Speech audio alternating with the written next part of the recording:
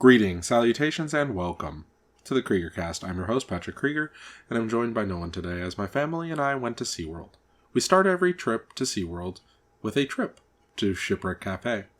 This is a lovely little restaurant with a wonderful theme. It's based in a wrecked cruise liner. They're famous for their smoked ribs, but they have fantastic food choices of all sorts. But I particularly like their desserts, including their shamu-shaped cookie as well as their berry-flavored jello. I particularly like their pasta with chicken, just so you know.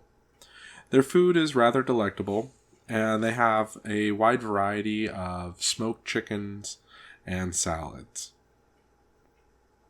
I don't know how you have a wide variety of smoked chicken, but you understand what I mean. So one of the cool things is this little submarine-shaped fish tank. The set dressing for this part of the theme park is just fantastic, as everything is repurposed from wrecked ships. They also have kind of a cool radio station playing that is all punny and shipwreck themed. You see that Dreamboat 2 there, that piano will spray guests with water, which is kind of funny. They also have some sea turtles nearby, near the shipwreck rapids. We went and took a look at the sea rays, as they call them on the internet, the majestic sea flap. They're kind of stupid. They run into each other, but they're adorable, and my mom just has to go pet them. They're a little bit slimy, but they're rather sweet. One thing to note is that the manta ray exhibit no longer has the eels underneath it. Instead, it has these strange fish, but they're cute. And the ray exhibit now has the manta. I accidentally called it the manta ray exhibit. There are no manta rays. But it has the manta roller coaster, which seems to be a thrilling ride, but not too extreme. It is Christmas season here at Disneyland, SeaWorld, and the theme will show itself more and more throughout the video. One of the cool things to do at SeaWorld is to go and visit with the dolphins. They used to let you get right up close to them, but they now have a little fence preventing you from getting more than a foot away. But the dolphins come and show themselves, and they seem to frolic. There was only one in the tank at the time, as the rest were in an enclosure doing a meet and greet with one of the guests. You used to be able to feed the dolphins, but now you have to schedule one of the meet and greets. You can kind of see the meet and greet going on in the background there, where the little dolphin there is periscoping. And now for a close-up view of the dolphin, if I remember my editing correctly. Yes, there's the little guy. Pacific bottlenose dolphin, if I'm not mistaken. Just so you know, the reason why this film is silent is SeaWorld has copyright music playing everywhere, so unfortunately I have to edit all that out. They're also trying to weasel into Disney's pin trading with their own pin trading. I'll show you more of that later. Now, the central feature of Disneyland in terms of an architectural standpoint is this massive 300-foot tall tower, of which you're going to be seeing the entire ride. It's 2 stories and just kind of slowly rotates. Now, if you notice those guide wires there, you see the little dark blobs on them? Well, those are lights. During the Christmas season, the tower becomes one of the world's largest Christmas trees. It's actually pretty cool. And you'll be seeing that as we go throughout the day. As it turns night, the lights will come on. I can't even imagine how difficult, though, it was to string all those lights and to make sure all those lights work. From this vantage point, you can actually see how, frankly, small SeaWorld is. SeaWorld seems to be about the size of its own parking lot. You can also see how the roller coasters now kind of wrap their way all throughout the park. The park used to have no roller coasters back when I used to go here as a child, but over the years they've gotten more and more, starting with Atlantis, or Journey to Atlantis, then the Manta Ray, and now the Electric Eel, which is coming into sight there. That light green, seafoam, teal sort of roller coaster off there in the background. And then the smaller, like, silo-shaped building is Journey to Atlantis. You can see the car park there. You can't see my car as far as I know, but maybe you can. It's the red one. There's Shamu Stadium, or I guess the Orca Encounter Stadium. And there is the dolphin exhibit. You can see the dolphins swimming around down there.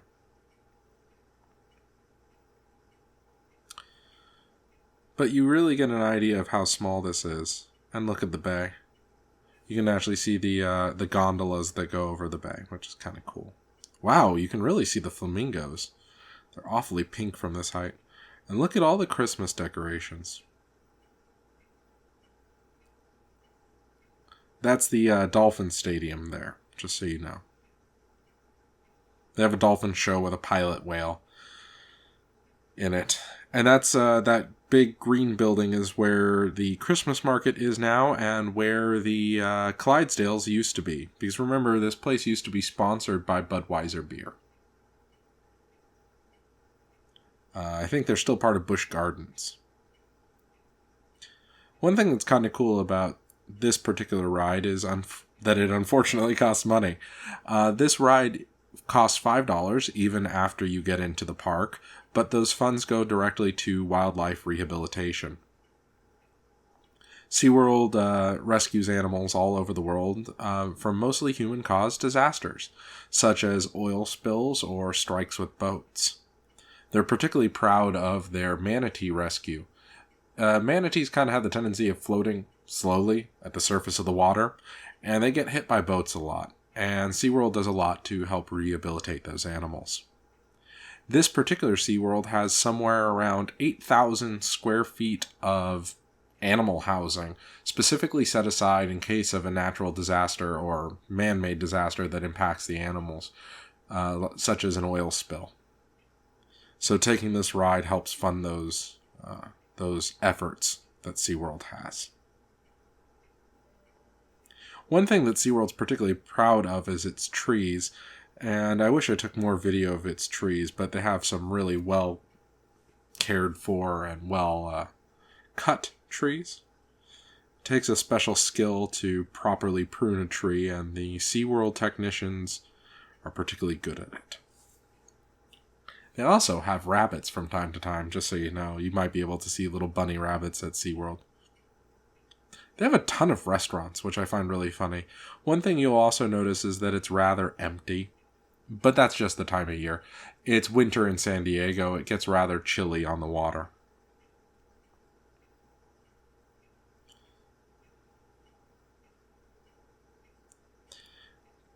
There's kind of a Pacific Northwest feel to the park, and I think that's because of the orcas. So now as we get off the ride, you'll be seeing a shot upwards to show you the Christmas tree from the inside. There it is. Now, one thing that I think that's pretty interesting about this is it's 300 some feet tall, and they say that it's the height of the depth that orcas dive. Note the additional pin advertisement. SeaWorld has birds everywhere trying to grab people's fish and food, because there are a lot of places where you can feed the animals, such as these little sea lions here. Again, I wish that I could let you hear the sounds of these animals, because it would be pretty cool to show you them. But again, the copyright information, music. They were barking. I think you say a sea lion barks up a storm in this footage. Particularly this guy who was quite the ham trying to ask for a fish. You see, you have to put your fish through those little tunnels, but a lot of people will just end up throwing them at the sea lions. Look at the natural-born performers there. You know, it's almost like some of these animals have comedic timing. You'll see that a couple times throughout this video. Now, they have two parts of the seal and sea lion exhibit. They have seals on one side and sea lions on the other. I particularly adore these little harbor seals. And one thing you might notice, well, they do have some sea lions mixed in here, just so you know. One thing you might notice is that their eyes are a little cloudy, and that's because most of these animals have pretty severe cataracts. These animals cannot be released into the wild for a variety of reasons. And mostly it's because they can't see. See, this little guy there has a hard time seeing. Bunch of birds waiting for someone to mess up and miss giving these sea lions some food. Love how liquid sea lions look. They're almost like ocean cats, as it were. Now, the reason I came back and filmed this is some guy dropped his sunglasses in the water with these seals. And so the seals were wondering why so many people were staring in this corner, wondering if they were going to get some food. But no, it was just people looking for the sunglasses. See, there's more Christmas stuff. Now, the shark encounter has a wonderful Christmas overlay. Now, for those of you who don't know, the Shark Encounter is an indoor building that brings you through like a tropical tide pool sort of thing, showing off different species of sharks and different stages of their development. And it's one of the few exhibits that has a really bright Christmas overlay. I just adore these like pseudo-fake palm trees with the Christmas lights on them. I think it's rather oddly magical and eerie. The Shark Encounter is supposed to be eerie and creepy, and seeing it with the Christmas lights on it is just kind of funny to me. And kind of magical in a way. The shark exhibit has this weird, like, 1970s horror vibe. It's kind of unexplainable, with its, like, kind of tropical motif and dark lighting. My camera picked it up a lot brighter than it actually is, and they do brighten it up for the Christmas season. Now, this little bay here used to have tiny little baby sharks in it. Those are all I could see. I think they were an eel. I think they were eels. But the baby sharks are now at the front of SeaWorld. I'll show you guys those later. This is oddly a tarpon exhibit. I don't know why they have tarpon in here. I think they're from the old manatee exhibit, but I couldn't tell you. See what I'm saying about the darkness and the eeriness? They work in some shark teeth into the walls, and as you go deeper and deeper into the exhibit, the shark teeth get bigger and bigger. Now this is what everyone's looking forward to, the shark tunnel. You get the experience of being in the water with the sharks, with all the safety of being behind glass. This is one of the two things I wanted to show you in its entirety. I wanted to show you the ride up to the top of the tower, as well as the entire length of the shark tunnel, where we can see the sand tiger sharks, the black tips, and I think they said they even have some lemon sharks in there. One thing that's kind of interesting about this particular ride at this particular time of year is you can see the Christmas lights through the water. It's actually kind of cool. I love that.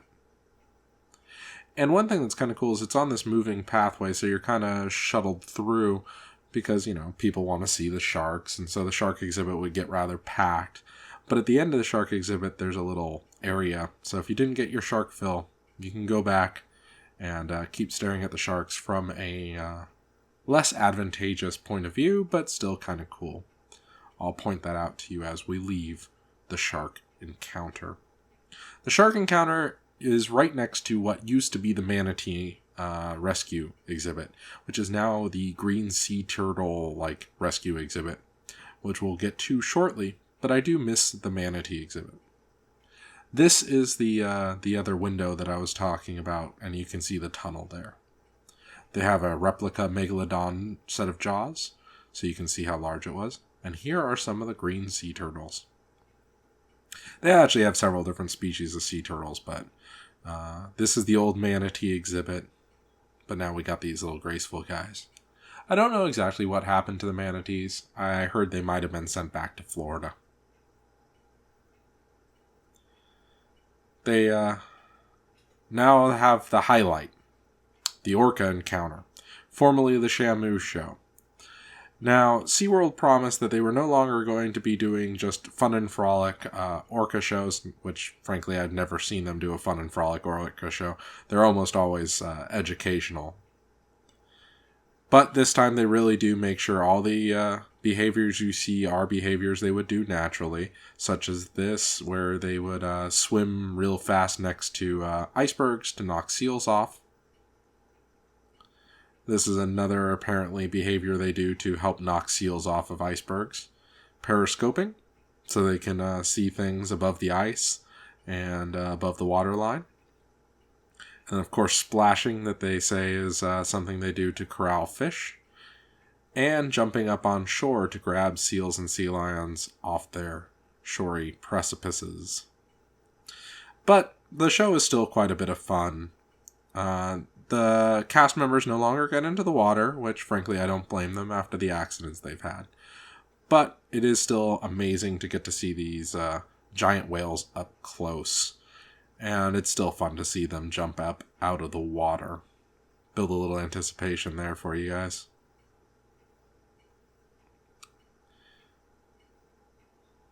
Gorgeous animals. Gorgeous animals. And they really do need to do something. They're in a rather small tank, but oddly a lot deeper than I think most people think it is. And they have plenty of space to get away from each other if they're having a bad day. But they need to kind of have a job, for lack of a better term. So having this show is apparently pretty key to these guys' mental well-being. And they do seem to take suggestions, for lack of a better term, to heart. They listen to their trainers quite well, it appears. And quite a few of the trainers seem to have a rather nice connection with them. I particularly like the connection that this whale had with this woman. They claimed that the whale was 50 plus years old, and this woman kept treating it like a puppy dog. It was kind of adorable the way the two of them seemed to get along. You know, here it is presenting itself to get petted. I don't know. I totally get why they shouldn't have the people in the water with the whales anymore, but it's still cool to see the people enjoying the time with these animals. Couple more breaches to round out the show. This is them saying their goodbyes and thank you for joining us at SeaWorld. You know, that whole spiel that they do. They only did the one show today. I don't know if they do more than one show daily, but during the winter, there aren't very many people there. You see, this is the only show they did this day, and this is at 2 p.m., and it's not particularly packed. And here he is waving goodbye to the crowd, and opening his little mouth to stick, well, giant mouth to stick out his tongue. Great way to end the Shamu show, or the Orca Encounter as they're calling it now. It's time for some refreshments. I don't know what we're going to have. Starbucks. That's what we're going to have. I went with a peppermint mocha latte, as it is the season. Kids' temperature, of course. And then it was off to see the flamingos. Bad idea bringing in dessert to the flamingos, as flamingos smell terrible. They're also quite noisy. And there's the manta ray again in the background. I definitely think it's one of the funnest looking roller coasters out there. It's got a decent amount of speed and some good curves to it. And it doesn't have very many drops, if any. And I don't like drops in my roller coaster. Now it's off to see the penguins. They have the tropical penguins outside. And yes, there is a splash zone for the penguins. One thing I wish you guys could hear is there was a woman freaking out because this penguin was splashing her with water. The penguins seemed rather picky. You would offer them a fish, they would give it a try, and then they wouldn't eat it. They also waited in line, which I thought was pretty cool. And, you know, every now and then, they would come up and just think that fish was all right and give it a good swallow and back into the water with them. The penguin encounter always feels very 90s to me with these glass blocks that I guess are supposed to represent ice. But it just always has a kind of cool aesthetic to me. One thing you don't see with this video is how bad the penguin exhibit smells. It smells very fishy. And as for why the penguin exhibit is so dirty, it's apparently nesting season. I come here every Christmas season, and I only see it during Christmas season, so I couldn't tell you if it's cleaner some parts of the years than others. Oh, the penguins are quite graceful in the water, but that little guy shows that they're not that graceful on land. But it's hard to be graceful on ice. Cool little birds, aren't they? Cool little birds. So it's definitely worth a trip to the penguin encounter, just to see the little funny guys try to, eat a fish that's like a fifth or sixth of their body weight. Look at that guy try to eat that fish. He did eventually get it down, but sadly it was after he walked out of frame, just there. And then we'll end these penguins with some synchronized diving. They also have puffins, and the Aquarium of the Pacific tells me puffins smell like tangerines. I couldn't tell you if that's true or not, but puffins. And of course, gift shop. If you want a penguin, this particular gift shop is the gift shop to go to. Next is the Wild Arctic, which is next to the penguin exhibit, because remember, penguins don't live in the Arctic. You can go through a motion or non-motion version of the ride. We walked through the non-motion version, but the motion version is definitely worth a ride if you have the time. Now, my favorite thing about the Wild Arctic exhibit is its set dressing. I mean, seriously, look at this. You go through that whole ride about flying up to the Arctic, and then you land, and you're in like an airport terminal, which I think is pretty awesome. And then, bam, you're in the Arctic. You got belugas, and you got ice, and you got shipwrecks, and it's just so cool. The theme of this particular exhibit is the HMS Erebus, the Lost Franklin expedition ship. I remember coming here as a kid and seeing all this Arctic exploration stuff, and it really got me thinking about what it must have been like to be an explorer, both in the past and today. And I always wondered if they were going to find the ship and if this was a true-to-life recreation of what the ship was like. Now, this is the old polar bear exhibit, but it's now got some pretty adorable little seals in it. And timing. Cute little guys. So, I used to come here as a kid and nobody knew where the Erebus is. But they found the Erebus. So they have that update. Here's an ice wall. That ice wall is literal ice, so you can touch it. And what you can't hear right now is there's a ton of polar bear growls, because this is the former polar bear den. Caution wet floor, see the polar bear. And now to the walrus exhibit.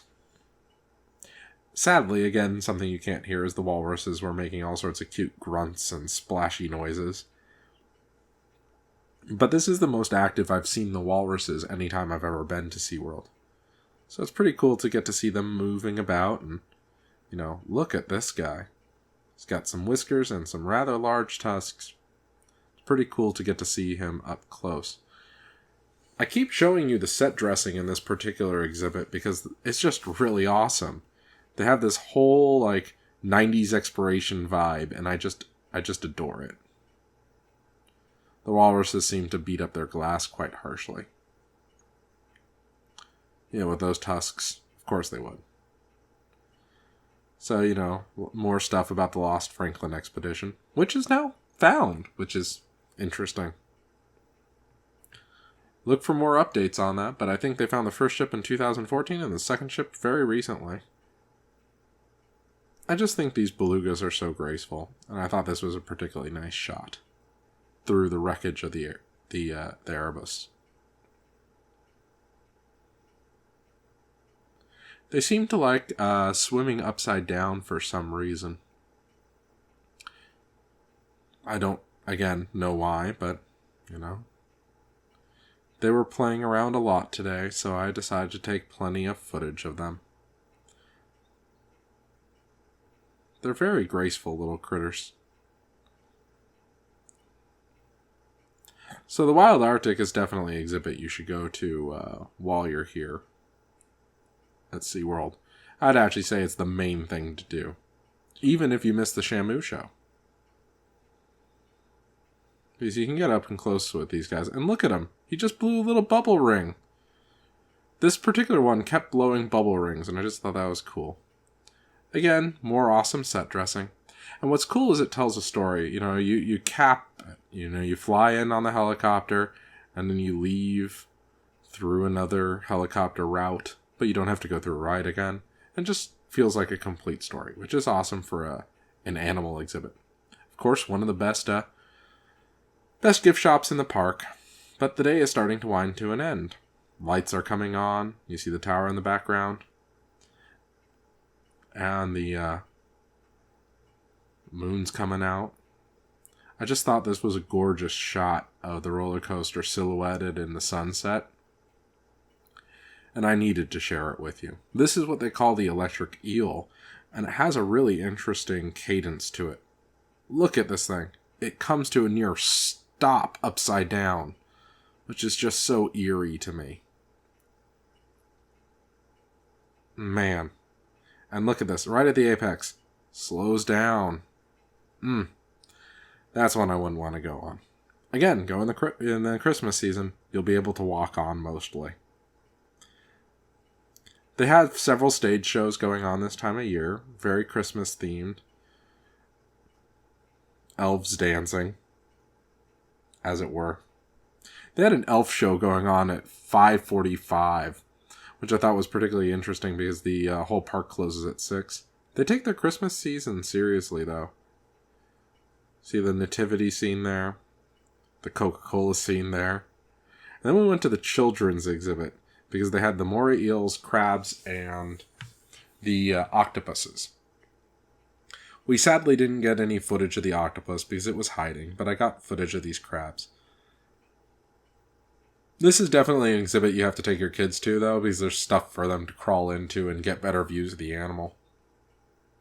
animals. So that's pretty cool. Christmas tree is really starting to light up there, so it's time to go to Christmas Village. It's like a little Germanic Christmas market, sponsored by Coca-Cola. You know, it's funny because SeaWorld used to be very proudly Pepsi, and I guess now they're Coca-Cola-y. SeaWorld goes all out with their Christmas merchandise. I just thought these little shamus with the Santa hats were adorable. Now, one thing about the Christmas ornaments at SeaWorld is if you see one you like, it's time to pick it up, because they don't carry them the same ones year to year. Sometimes there'll be a little bit of leftover one year to the next, but normally if you see it, get it, because it won't be back next year.